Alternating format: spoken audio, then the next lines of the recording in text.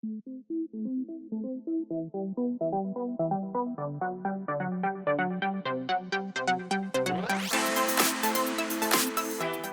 everybody, this is Graeme Anderson and today I'm going to look at Mythalix. Mythalix? Let's go with Mythalix. This is a 2 to 4 player game where each player is going to be a god from ancient Greece. You can be buying cards to strengthen your armies, move around the board battling against the other strongholds on Earth or even against your other fellow gods, because the first person to collect 4 elemental tokens is going to be the winner.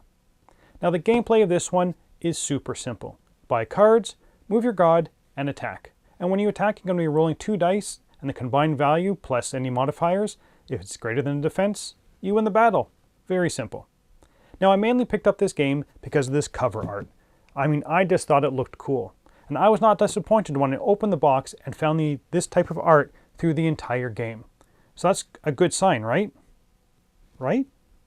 So, will this game be the summit of Mount Olympus, or will it just be sunk in the river Styx? Let's get it to the table, see how it's played, and we'll come back to my final thoughts on Mythalix. Mythalix. Yes, Mythalix.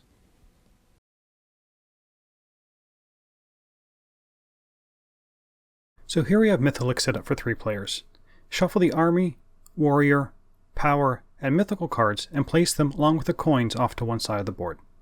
Each player will take a player board and 4 stronghold tokens of their color. Each player also gets 4 coins. Each player is then given a random god card and takes the matching acrylic figure and places it on any empty elemental altars and receives an element token matching the altar. God cards are placed on your player board and place the tally cubes, which represent attack, defense, and movement, on the leftmost spots on their tracks. These are used to keep track of your bonuses you get from cards and controlling spaces on the board. Each player will roll 2d6 and the highest roll will go first.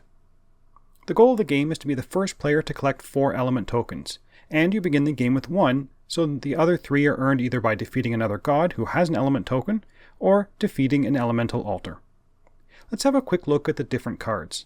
The god card, which each player starts with, will show the skill bonus, which is an ongoing ability, an ultra power, which can only be activated by playing some power cards, and your starting stats, which are the same on each god. Movement is 2 tiles, you roll 2d6 to attack, and you have a defense of 20. Army cards cost 3 coins to purchase and will increase your attack value. You can have a maximum of 4 army cards at any one time. When you gain or remove an army card, adjust your red attack tally cube to reflect the new value of all your bonuses. Warrior cards cost 8 coins and will give you an ongoing ability and allow you to switch out one of your die for another one. Both the army and warrior cards are placed on your player boards, and you can have a maximum of 4 total, and only 2 of them can be warrior cards. Power cards cost 3 coins and are played on your turn, mostly, and they'll do varied actions. Once they've been used, they're just discarded. Mythical cards cost 6 and are very much like power cards, but are more powerful. Again, once used, they are discarded, and you can only use a maximum of 3 power and or mythical cards on your turn, but you can have as many as you want in your hand. Now before I talk about gameplay, let's have a quick look at the board.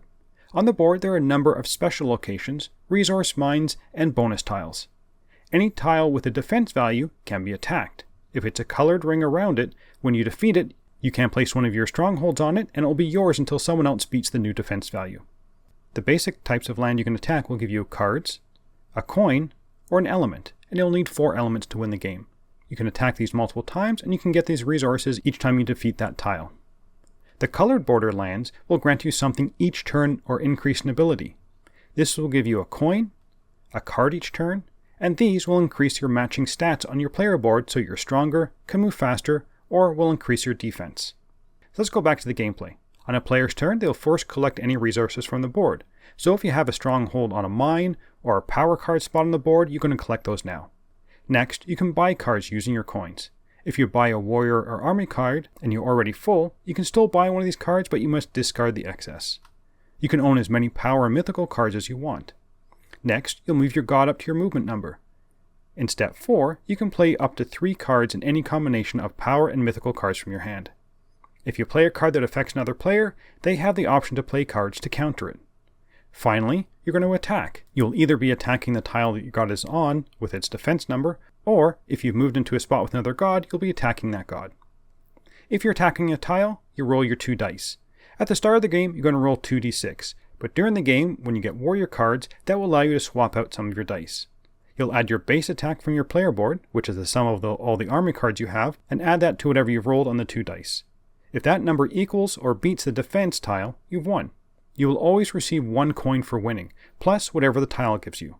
If it's a color-bordered land, and you have any strongholds left, you can place one of them and claim it.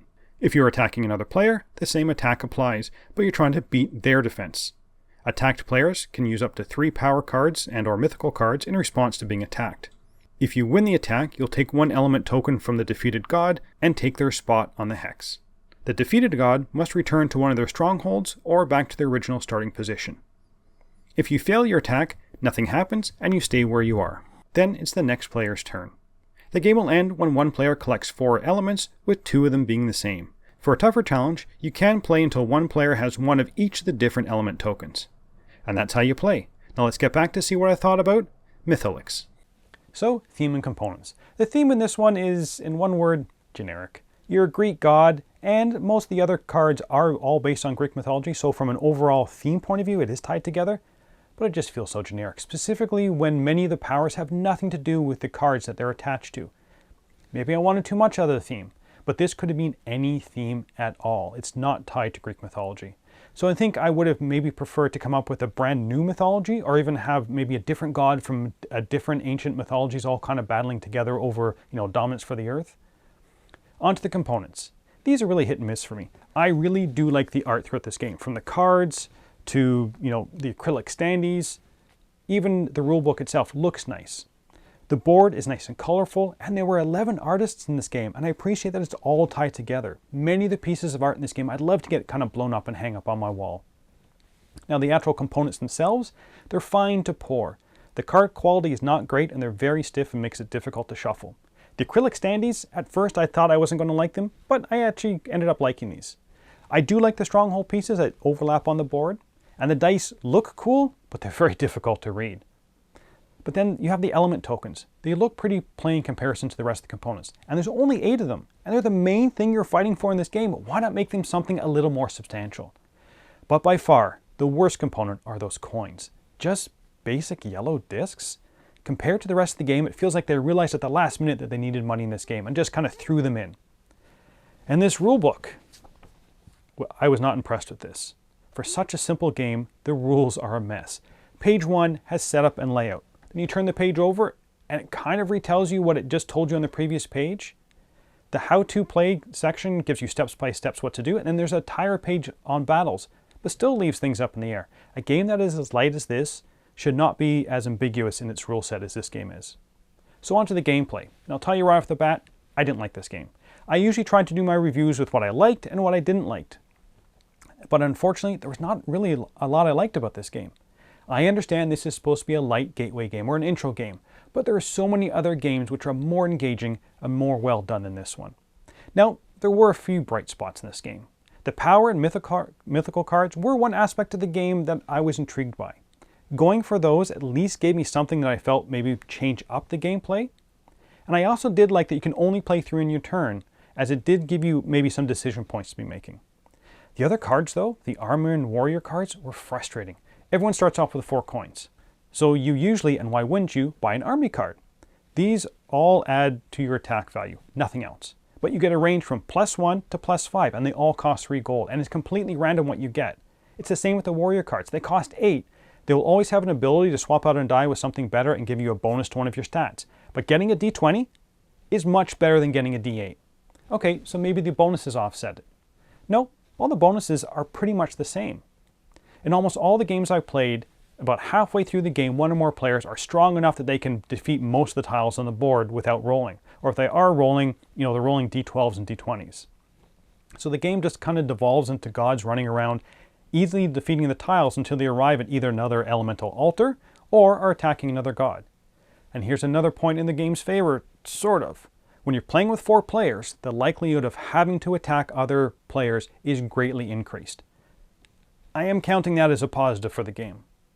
Player count is all over the place as well. At 2 players, the game's kind of pointless. Even if you play the more difficult option of having the winner collect 4 different elements, it's just too easy, and luck plays a huge part in that mode.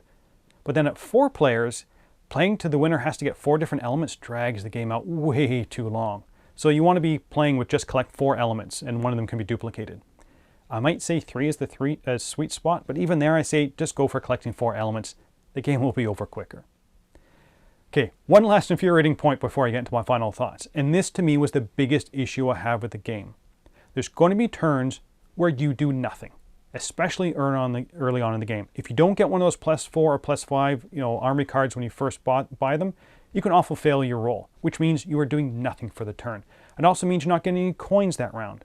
You can only get coins by winning an attack or getting them from having a stronghold on one of the mine that produces them each round. I've seen players just sit there, round after round, trying to win an attack to get some coins to buy more cards to make them more powerful so they can win the next attack.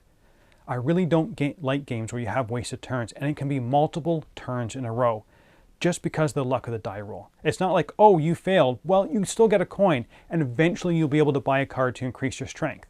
Nope. You fail, you get nothing, you can't do anything else. I just don't like that. So would I recommend this game? No, I wouldn't. Again, I understand this is supposed to be a light intro game, but there are too many problems for me to recommend it even there. If you play it once, you've seen the entire game. Now, I really did like the art and the standees. I did like that getting the power and mythical cards to see if I could use them, because even sometimes you're going to be left at the end of the game with these cards you can never use. And sometimes you just happen to have the right card at the right time, and it can work out for me. Turns are fairly quick. As for the negatives, the rulebook. Some of the components don't fit with the rest of the game. The basic gameplay is too simplistic. You can have simple dice rolling game that is fun, engaging, and easy to get into. This is not it. The game is way too random. And you have the rich get richer problem. You'll have turns where you do nothing except fail to make a roll, which is just not fun. I'm going to give this game a 4 out of 10. I did not have fun playing this game at any player count. I found this game more frustrating than fun, either through the unclear rules, the randomness, or just bad luck, and that's never a good thing. But that's it for the moment. Until next time, thanks for watching.